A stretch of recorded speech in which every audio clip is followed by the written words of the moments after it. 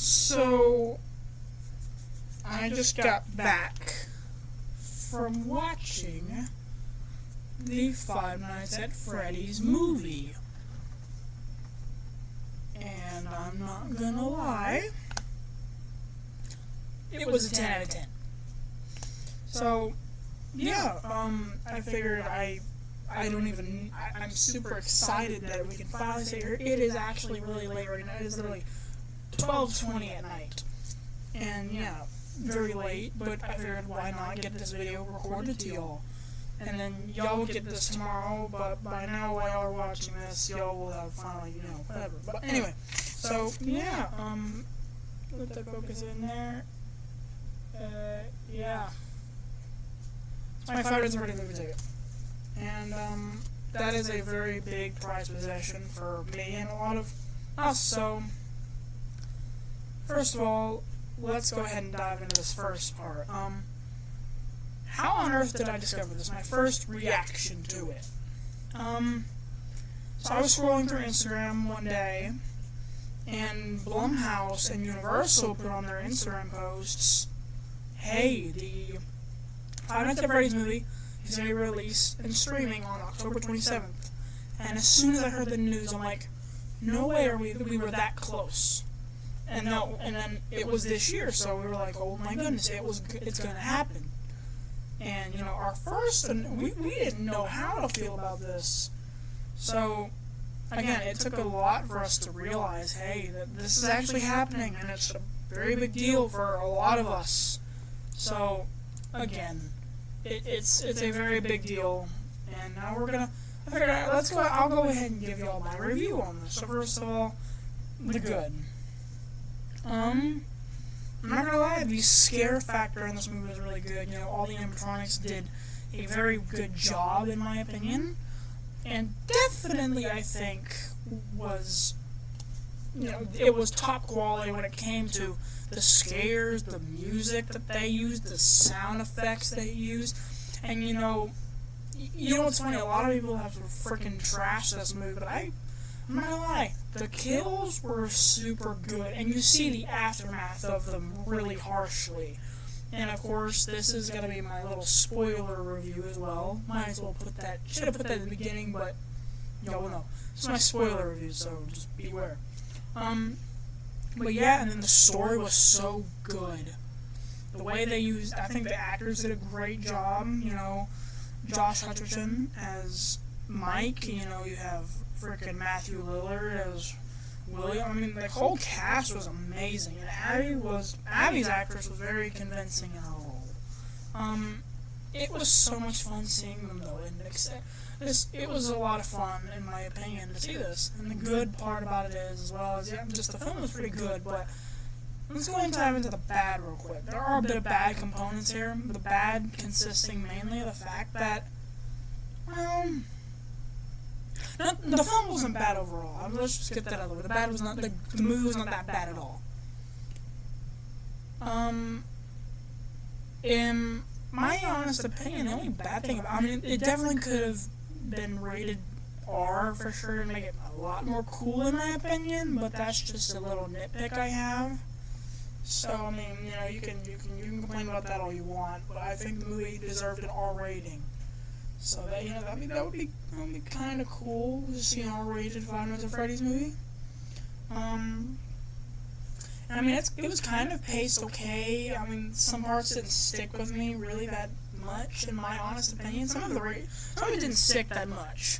And, there were some parts that definitely didn't need to be involved in the film at all. So, yeah. But let's go to this next part right here and discuss the YouTuber cameos. So you had the Game Theory come here, which that was so freaking cool, because he came in here and said his theory quote. That was cool. The Corey Kenshin, that samurai dude himself, he stole it in his stuff. I'm not gonna lie, he stole these shows. So yeah, that is something I really recommend everybody. Yeah, like I said, and yeah, then you had Daco as well on the wall. 8-Bit Ryan was on the wall, so that was pretty cool too. And then, we dive into, what else could we dive into right now? yeah. And then there was the little Balloon Boy Popo thing or whatever that stole the show, which teased Five Nights at Freddy's 2.